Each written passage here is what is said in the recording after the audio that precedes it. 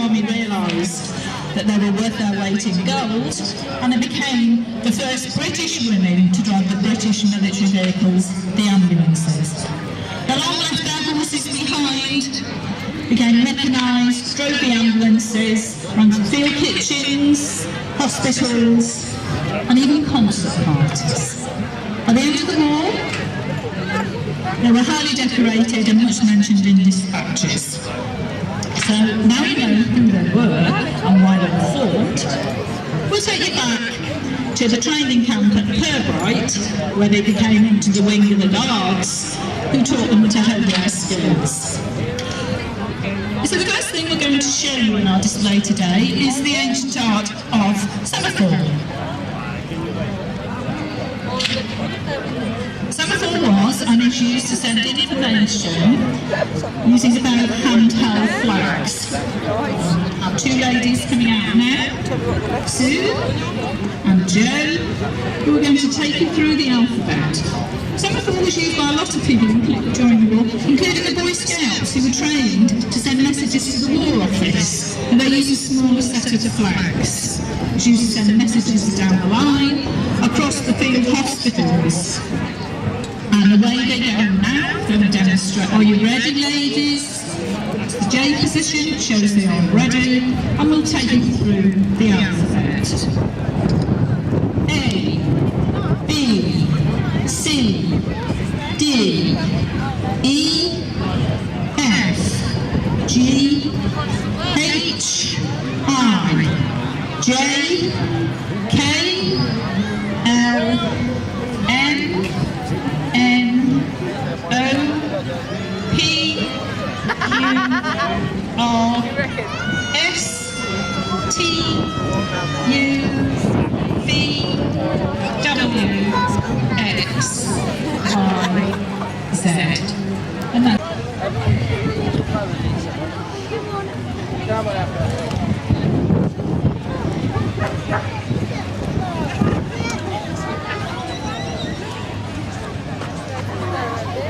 and the message that Jo sent to Sue was hello.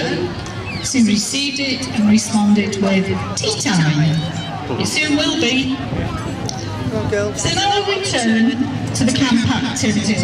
The second one is drill riding to music. So it's another fun camp activity with a serious aspect to it. It requires a great deal of skill and practice to get the horses to move together. And I'm now going to ask the team to perform a short musical ride for you. Just get them into line.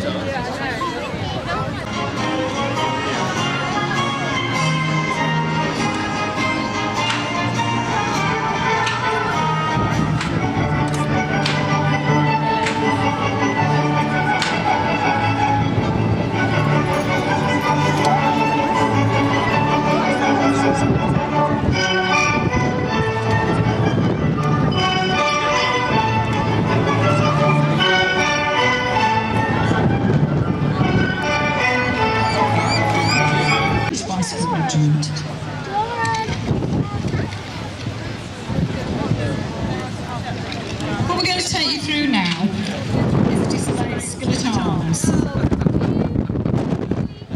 And our troopers will demonstrate the dummy stabbing, the cabbage chopping, and the extremely dashing art of the tent pegging. Now, skillet arms takes many forms, including all levels. And nobody knows when it first started. It's certainly very old skill. It was beloved by Henry VIII, whose knights were taught to use the lance to great effect. An armoured man will have certain weak spots in his armour, and they were taught to use the lance to penetrate those weak points. Tent pegging is equally ancient and certainly came out of India, where it was used to great effect when the scouts would descend on an enemy camp in the early morning, and riding in pairs together, would gallop into the camp, lift the peg and whip the tents away from sleeping soldiers. It would cause havoc and mayhem. As you see, James picked and carried that with ease. Here's Jonathan, that's one dead dummy. He's hit the cabbage. Jonathan's using 1908 pattern cavalry sword, which is deemed by many to be the most efficient sword ever supplied to the troops. It was quite ironic that it was given to the troops just as the sword was becoming obsolete as a weapon. You see how he uses the backward slash motion, which is aimed at the throat height. So if you're a foot soldier with a horse galloping towards you, they would use that to just simply take you out. Now they're going to have another go. Tent pegging is a highly competitive sport. Today, and away he goes.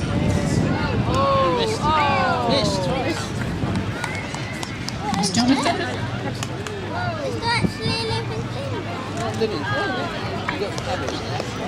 Now in the art of tent pegging, points rewarded during competition. A lift and carry, which James did when he flourished the ribbons, carries 6 points. He picked the peg up and removed it up the field.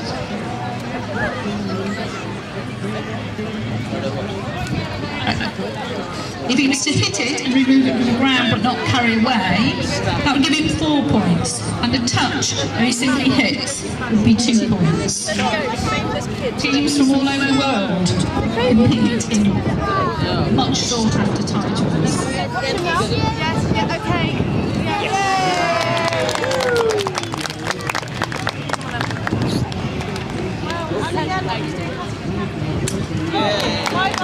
Excellent. Well done. Well done. Ladies and gentlemen, we're almost at the end of our display now, and I hope you've enjoyed watching it. I've certainly enjoyed talking to you all about these amazing people. We have a living history camp located just past the ice cream van. Do come and talk to us. We'll answer any questions that we possibly can about these amazing people. I'm going to ask the team to get themselves ready and do a final canter around, wave you all goodbye, and thank you for watching us. Time.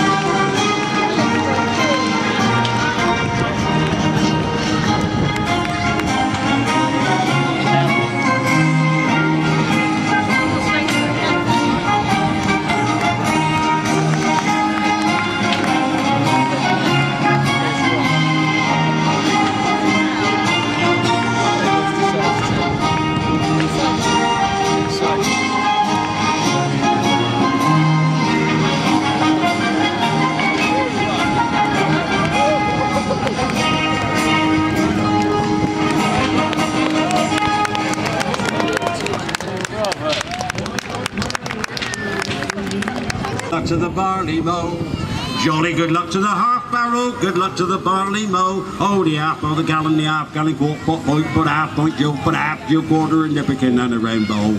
Good luck to the barley mow.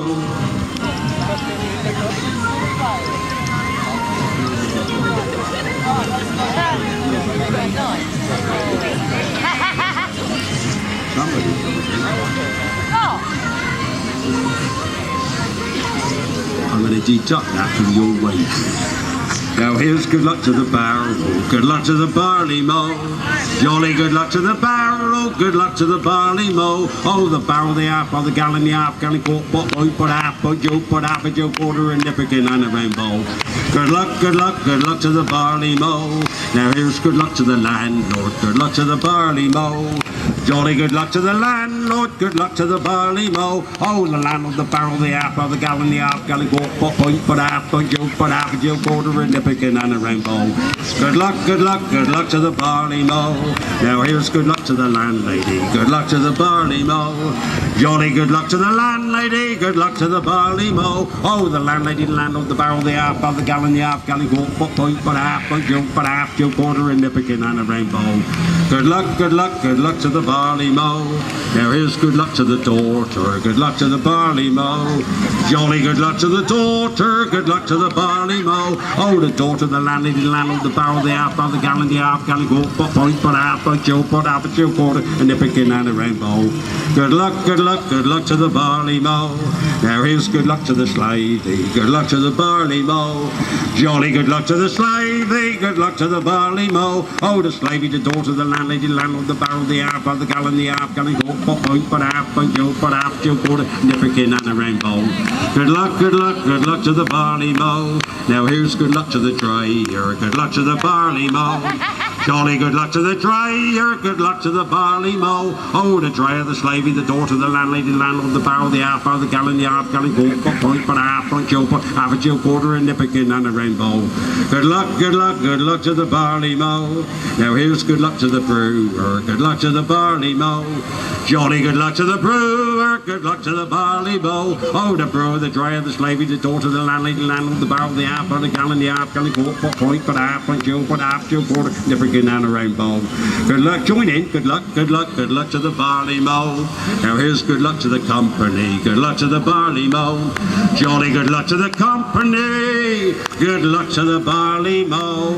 Oh, the company, the brewer, the dryer, the slavey, the daughter, the landlady, the landlord, the barrel, the half, the gallon, the half gallon, go, point, but a half, point, you put a half, you quarter, and nipperkin and a rainbow. Good luck, good luck, good luck to the barley mow. Thank you, both. Got to change my book. We're going to let old Steve here sing another little ditty while I change books. Thank you. In the dream by the old canal, I kissed my girl by the factory wall. Dirty old town, dirty old town. Clouds are drifting across the moon. Cats are prowling on their beat. Springs a girl from the street at night. Dirty old town, dirty old town. I heard a siren from the docks. I saw a train set the night on fire. I smelled the spring on the smoky wind. Dirty old town, dirty old town. I'm going to make me a big sharp axe, shining steel, tempered in the fire. I'll chop you down like an old dead tree. Dirty old town, dirty old town.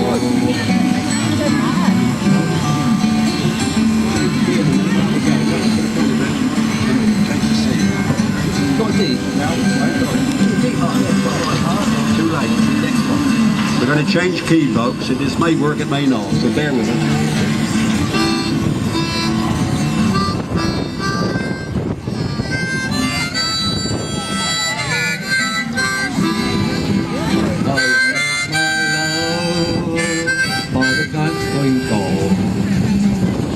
Dreamed a dream by the old canal.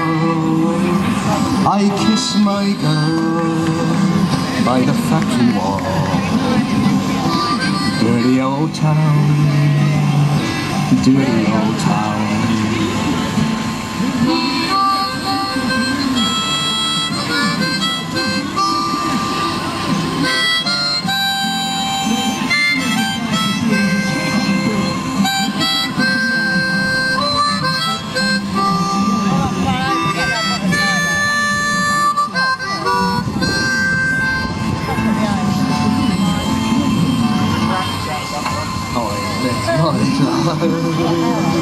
By the gasworks craft, dreamed a dream by the old canal. I kissed my girl by the factory wall. Dirty old town, dirty old town, dirty old town, dirty old town.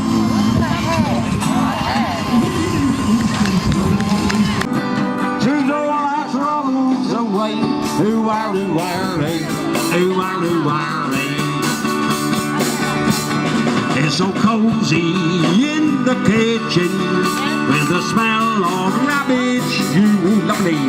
When a breeze blows across the farmyard, you can smell the cowshed too. We are the cider drinkers. We drink it all of the day. We are the cider drinkers. Soon all our troubles away. Ooh-wah-oo-wah-lee, ooh-wah-oo-wah-lee.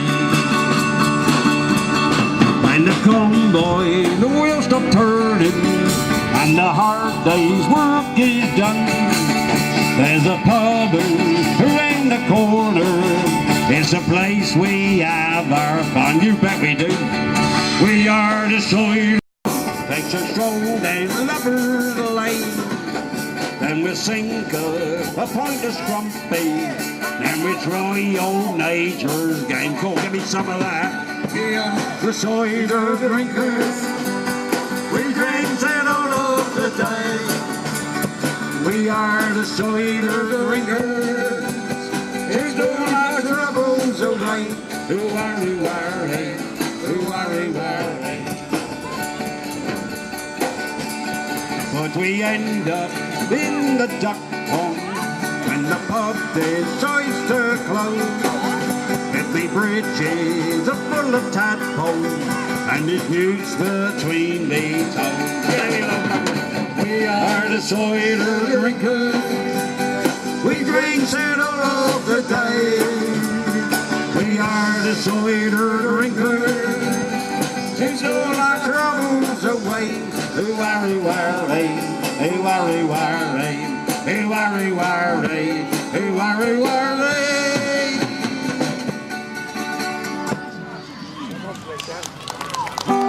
G major, smelly song for you bunch. Hold your noses.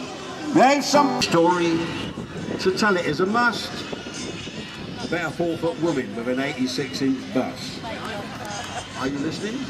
Some people make a fortune. Some people make a mint. The plonkers, they don't earn much. In fact, they're flipping skin. Oh, my old man's a dustbin. He wears a dustbin hat. He wears full-blooded trousers, and he lives in the council flat. He looks a proper nanner, and in great big hobnail boots. He's got such a job to pull them up, he calls them Daisy Root. Some folks give tips at Christmas, and some of them forget. So when he picks her bins up, he spills some on the step. Then one old man got nasty into the council door. Next time my old man went round there, he punched him up the throat. Oh, my old man's a dustbin, he wears a dustbin hat. He wears full-blooded trousers, and he lives in a council flat. He looks a proper nanner, in great big hobnail boots. He's got such a job to pull them up, he calls them Daisy Root. Oh, my old man's a dustbin, he got a heart of gold. He got married recently, though he's 86 years old.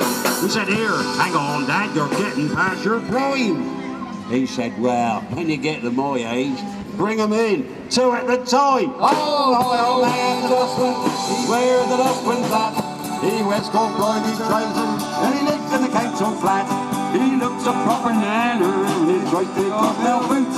He's got such a job to pull him up, he calls him Daisy Root. So one day in a hurry, he missed a lady's bin when he hadn't gone but a few yards when she chased after him. What game you think you're playing? She cried right from the yard. You've missed me. Am I too late? Nah, jump up on the car. Oh, my old man's a dustbin. He wears a dustbin hat. He wears full-blooded trousers, and he lives in the council flat. He looks up from the nanner in great big hobnail boots. He's got some job to pull them up, he calls them Daisy Root. He found a tiger's head one day, now took a piece of wood. The tiger looked quite miserable, but I suppose he should. Descend from out a window, a voice began to wail. He said, oi, Where's me tiger's head? 4 foot from his tail. Oh, my old man's a dustbin. He wears a dustbin hat. blimey trousers, and he lives in the council flat. He looks up for banana, he's right there off Melbourne. He's got to the job to pull off, he calls them Daisy Roof. Da da da. Right, Orchid, just take it down a little bit, just a little bit. Take it down a little bit. Just got to remind the folks. I've had to bring this song up to date, folks, because of you putting us in the common market. Whatever did you do that for? They don't have dustbins anymore. So, here we go then. 2, 3, 4. He went to a Chinaman's house today and asked him, where's you been? He says, I've been to Hong Kong, a place called Mahuzing. He said, nah, Mr. Pong, you've got it all wrong. Where's your wheelie bin? He said, whoa, I've really been to Hong Kong. Oh, my man, husband, he wears the husband's hat. He wears gold pluggy trousers, and he lives in a council flat. Next time you see a dustbin, looking all pale and sad, don't kick him in the ghoulies, it might be my own now. Ha ha! Can't beat a bit of culture, can you, eh? Harris hawks are hunting is to flush out the prey. His job is to be the one who chases the prey out, and the female is the one who'll actually kill it. See what I mean about flying with the wind? Oh, lovely, now we've got some seagulls joining us. You guys aren't part of the display. You know, you can stay out, not give us any trouble. But Shadow is actually completely unfazed by these guys. He knows that we are his pack. We're the ones that matter. As soon as you put a glove on and you take up the falconer's stance, which is the traditional holding your arm out, however, I'm not going to do it now to just show you, because Harris hawks are really smart, and he might think that I'm giving him some food, because he recognises that as a call. The whistling that you might be able to hear Daniel doing, and the clicking, that is simply to attract the bird's attention. The stance is what calls the bird. If you think about it, we're making ourselves look like a perch. Oh, lordy. Guys, please leave. We don't need you here. Don't worry, we're just passing through. You don't need to, swoop down and have a peck at our Harris hawk. You guys can stay out there. That's totally fine. Completely lost my train of thought now. Thanks, guys. So the Harris hawk knows that we are its pack. Taking up that falconer's stance is basically the thing that calls it. It recognises it. It recognises the glove and the stance as, okay, this is me needing to work. Now, you might be able to see Shadow shaking his tail every now and then. That's not like a dog wagging its tail, being like, oh yeah, it's time for a hug, time for a treat. No, quite the opposite. If a Harris hawk wags his tail or her tail, that is a symbol for I am ready to kill. That is a warning at you, seagulls. Here's a bird of prey. You guys eat fish and chips, it's not the same thing. And basically, if you look on his tail, look, he just did it there, that white band on his tail being shaken is a kind of call to his pack. If Harris hawks see their prey, they're not going to start squawking, being like, hey guys, look over here. Woo, look, our food's here. Look, it's right here, because the food will be gone before they are able to catch it. So they through people. He has, no offence, no idea who you people are. And to be quite honest, he doesn't care. You haven't got a glove on and you haven't got food. You are unimportant to him. We are his pack, or rather, Hannah and Daniel are. I'm just talking and probably causing him a bit of nuisance. But to Shadow, Hannah and Daniel are his pack. They're the ones that he needs to listen to. And that is a very natural instinct for Harris hawks. They know that the ones who are going to be providing food, or helping them find food, are the ones that they need to keep an eye on. Now, as you can see, he's trying to maneuver his way around with the wind. He's stopping on a perch. He's conserving his energy. There is no point, he thinks to himself, wasting his energy flying around looking for Hannah. Please don't fly at me, buddy, I haven't got anything. Now he's seen her, he knows that's where he needs to go. Now, technically, this is a pack of only about 3, 4 if you're including me, but I'm not. Harris hawks can get and reach a pack of over 25 birds in a group. Now you can imagine being a rabbit in the kind of North American plains and seeing 25 of those guys flying at you. I'd be terrified. Now, these guys never really seem to end in their qualities. I could honestly go on about them for weeks. They are fantastic hunters, and they are often considered the bread and butter birds of falconry, and especially falconry displays. They have a really, really sharp attention span. They don't get distracted, and they are really, really intelligent, and they work together. Not only that, but they have yet another survival mechanism that works in the wild. As I mentioned briefly earlier, their habitat is very much dry, open areas of North America. Oh my lord. Whew. Look at that. So there isn't that much foliage for them to nest in at night. If you think about it, a bird on the floor versus a coyote, the bird isn't really going to have much of a chance. So how do they sleep? Where do they sleep? Well, if you remember, in kind of deserty areas, there are our spiky friends known as cacti. So what will happen is the lowest ranking Harris hawk in the pack, usually a male, sorry fellas, is sent to go and find a cacti. Once it's found, the male will sit on the cacti, and then the next lowest ranking member will fly to the same cacti and go on top. And then so on and so forth, with the alpha on top of a very tall pile of Harris hawks sleeping on top of each other. It sounds crazy, I know, but Google it, it's true. Or, you know, that's what they say about most things on the internet. So, we're going to do a couple more flights with him. I mean, look at him. That's why we have to be careful with the wind. Harris hawks are a very hardy bird. They can withstand all kinds of weather, including high winds, strong rain, and really hot days like it has been today. However, all birds, obviously, being kind of air hunters, need to rely on the wind. And if the wind is too strong, they haven't got that much defence to stop it. Harris hawks can cope because they are such a hardy bird. However, birds like that kestrel you saw earlier may not be able to handle it as well. So I think we're going to do 2 more flights with him, and then we will take him out and bring out the next bird. But don't worry, we will be bringing out another Harris hawk for you later, and she is one very special lady. So we're going to call Shadow in now, and that'll be it for our little speed demon. Honestly, he is so fast. And we'll bring out the next bird. These guys are honestly such fantastic hunters. They are so intelligent. With owls, I really hate to break it to you guys, but the wise old owl myth really is a myth.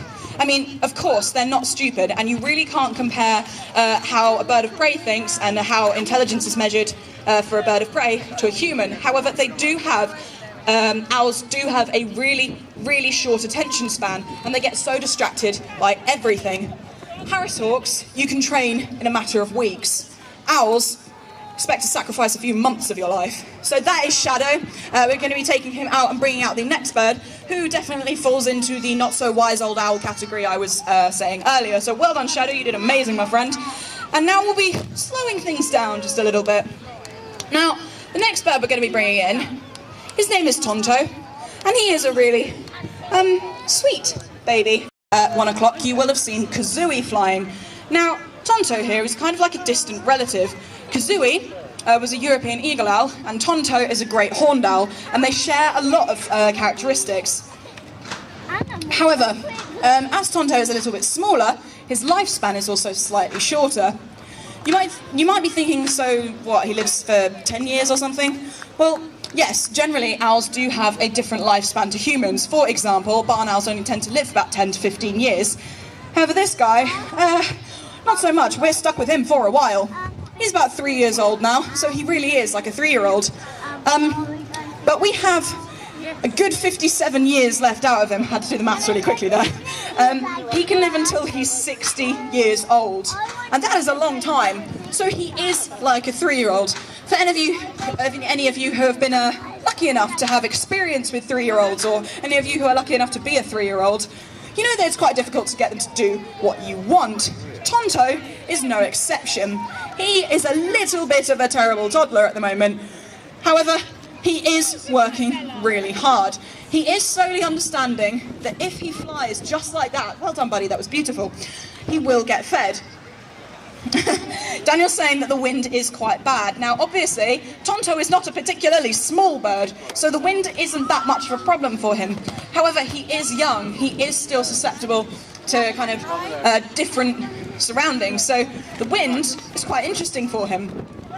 Now, remember what I was saying earlier with the Harris hawks about how you guys don't matter? I mean, in that case you didn't, but here you guys are actually really important.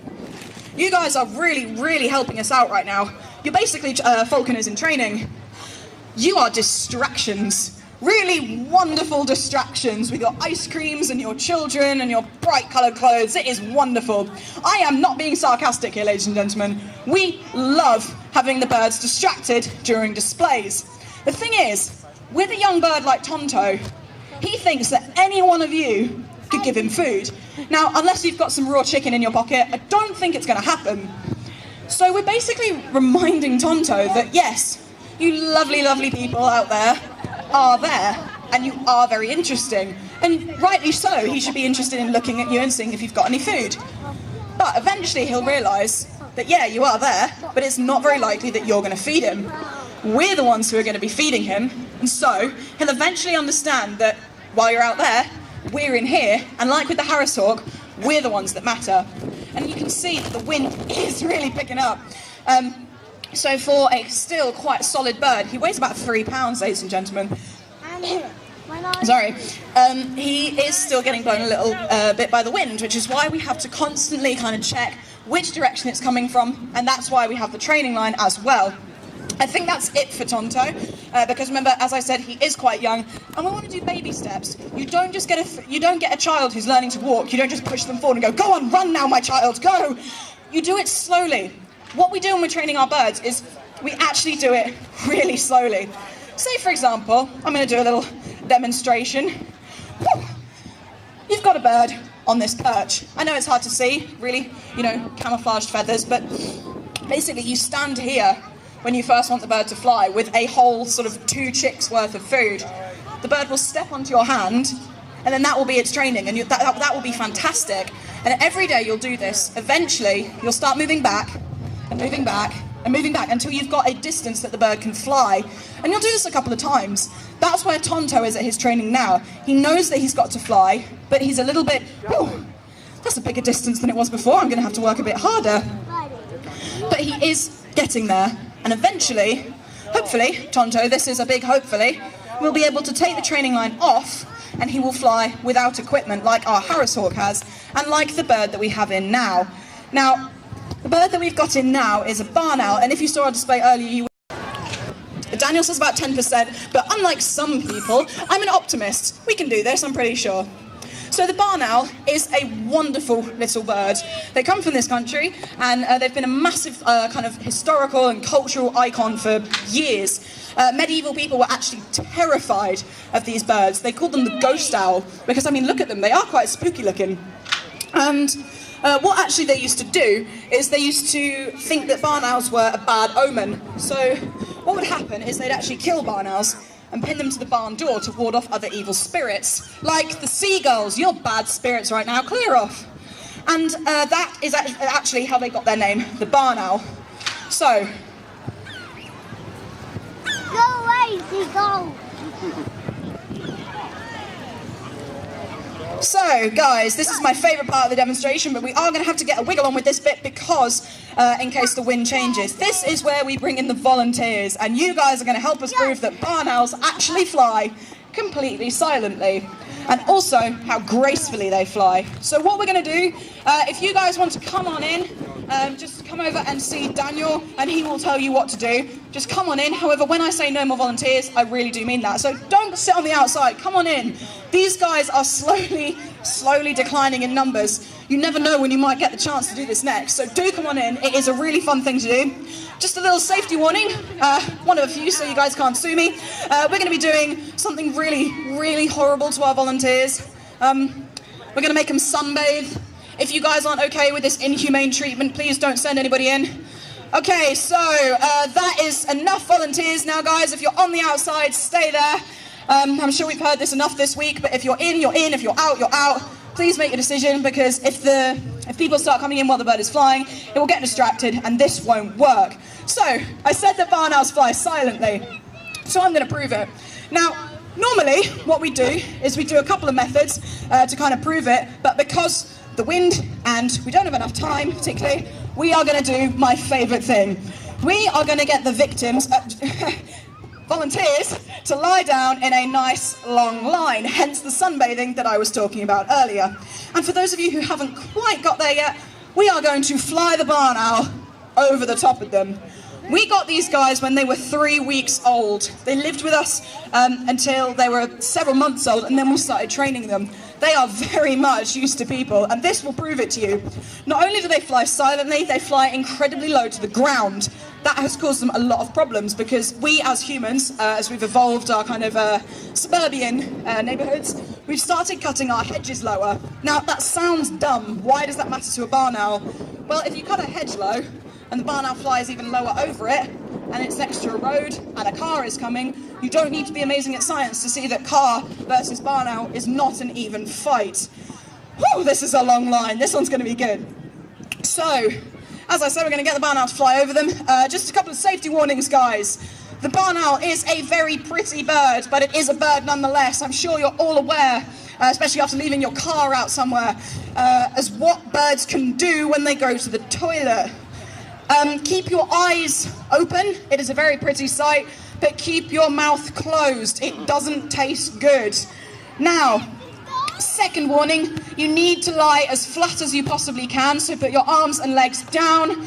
A lot of you guys are way too young to discover what acupuncture is, and we'd like to keep it that way. So, I think we're going to do this however many times that Daniel thinks is right, and I'm going to shut up to build up the kind of tension.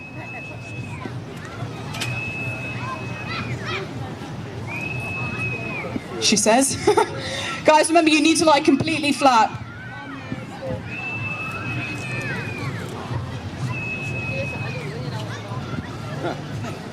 Come on, Spook, you can do this. This bird is really quickly calculating, can I do this? Is the wind too much? Is the distance too great? Are these people too weird for me to fly over? You can do this, Spook. I believe in you. You have completely got this. You don't need to worry about these people. What matters is the food. That is really what we are trying to teach these birds, is that yes, there may be obstacles in the way, but it is the food that they will get at the end. Come on, buddy, you can do this. Don't make me look like a fool for hyping you up to be this wonderful flyer. Come on, buddy. Oh, great, that's what he thinks of that. Brilliant. Okay, come on. Now that you've, emptied yourself, can you do this? Come on. I would do a dramatic countdown, but I really don't want to risk it. Come on, buddy, you can do this.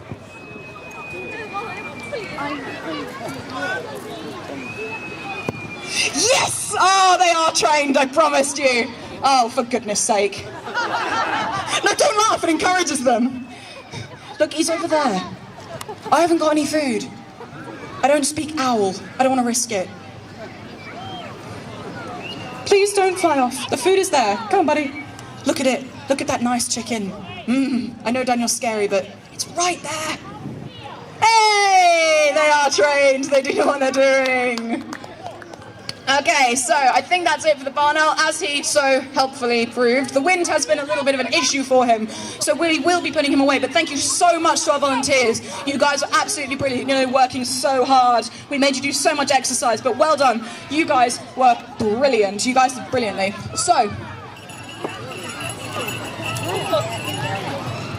okay, but we are going to ask you guys to clear the ring quite quickly, because I did promise another Harris hawk, and here she is. So, please clear the ring quite quickly, because she is probably taller than about the head. In the Harris hawk world, the females definitely run the show. They're like the Beyoncés of the bird world. It's brilliant. And so she is basically in charge. She knows that, yes, we are her pack, and we trust her, and she trusts us, but she knows that, sorry guys, I'm the one in charge. And so what we're going to do is we're going to show you that, yes, while she does know that she has authority, she is able to trust pretty much anybody who has the glove. As I said, the kind of falconer stance is a universal call to all birds. No matter what language you speak, no matter where you come from, the stance is a universal thing. The bird recognizes it. She knows, okay, that glove is there. They're making the weird noises. It's time for me to hunt. And off she goes. She knows exactly what she's doing. I did say these birds were smart, and they are definitely proving it to you. So we're going to do a couple of flights just like this. Now, it might kind of sound a bit odd to you guys, but how important that stance is. If you stand a little bit kind of haphazardly, just kind of, oh yeah, I guess I'll have this bird on my hand, whatever, they are not going to be interested. The thing is, you're mimicking a perch. You are mimicking the nicest possible tree or branch or bush that they could possibly stand on. If you stand a little bit kind of like a weed, they're not going to be interested. So you want to be tall, you want to look secure. You want the bird to think, okay, right, if I go there, it's going to be safe, it's going to be high up so I can see, and there's going to be food, which is always an added bonus. Now, with all of our birds, we feed them on a diet of chicks, or as I like to call it, KFC, cute fluffy chicken, excuse the spelling. And it basically gives them all the nutrients that they need. However, for the slightly more athletic birds, no offense, Junie, we give them a more mice-based diet. I do mean, you know, mice, like kind of half of Tom and Jerry. That is because it has more protein in. If you've been over to our falconry tent, you will have seen our 2 falcons. They actually have a bluish colour to their feet. Now, if you look at Juniper, she's got bright yellow feet. That's because she has a lot more calcium in her diet. The falcons, who eat more mice, have more protein in their diet. If a bird has more protein in its diet, then it has blue feet. It's a weird thing. It's a bit like the flamingos eating the algae and going pink. So I think we're going to do one more flight with Juniper after this one, because you can see she's starting to slow a little bit. Juniper is actually quite old. No offence, darling. But yeah, you even saw there that while she is a big, strong bird, this wind is causing quite a bit of problems for most of them. So, as I said, Juniper's getting a little bit older, and the bird that you saw, that you might have seen in our 1 o'clock display, is Willow, and she's the one who's actually probably going to become the next alpha.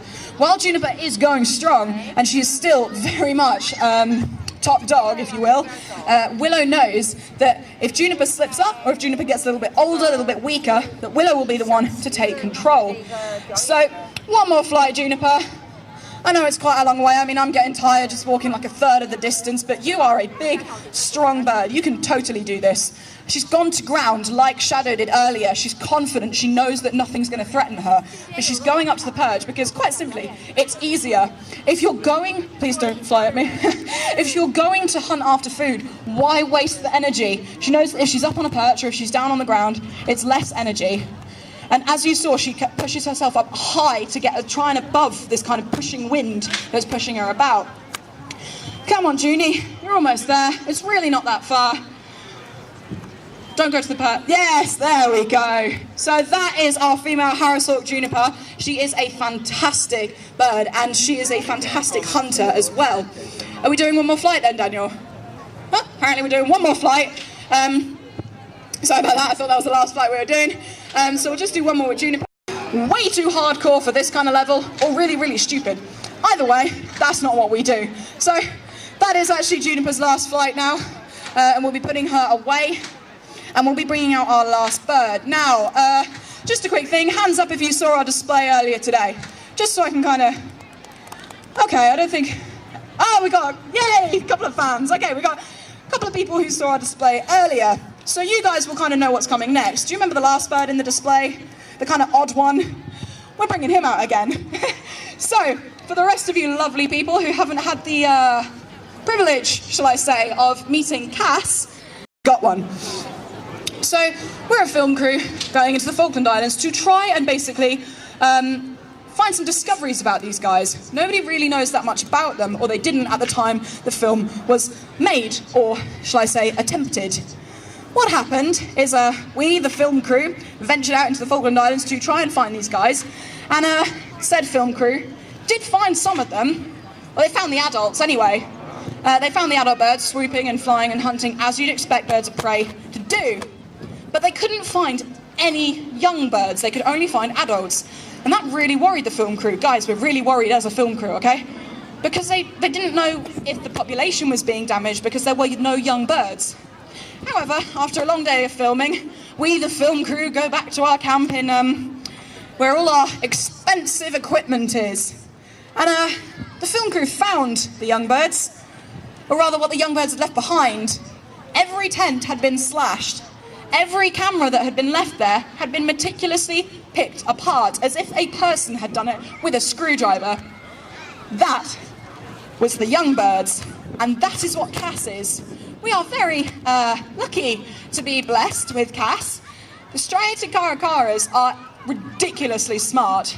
Think about the Harrishawks, and then times that by about 10. Then you've got these guys.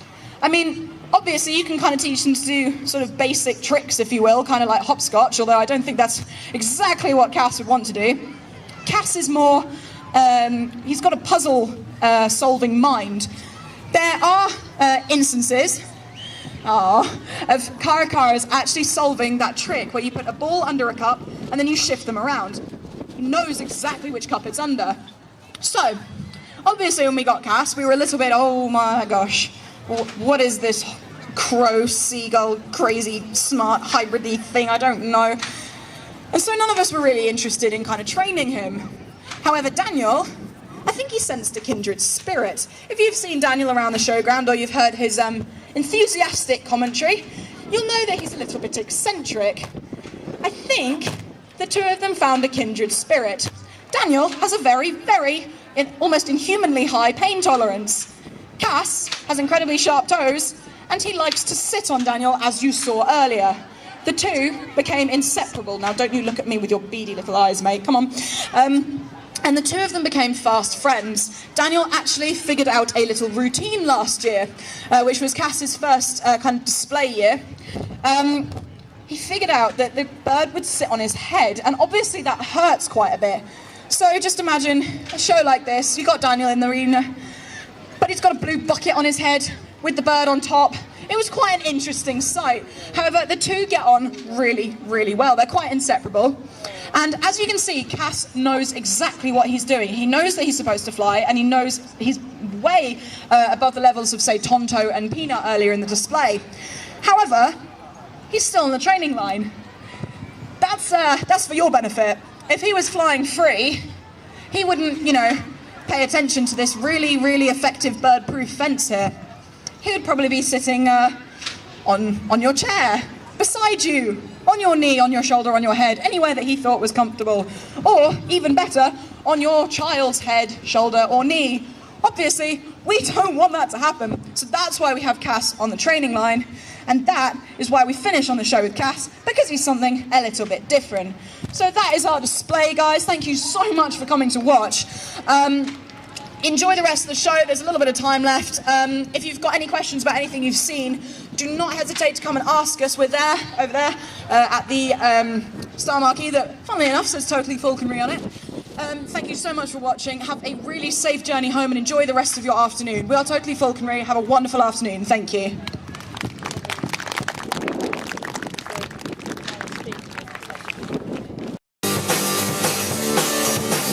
She said you bet your love the lost and not at all.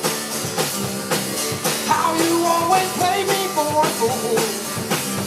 And I never will forget how you made me wet when you said that our sex is the best. It is the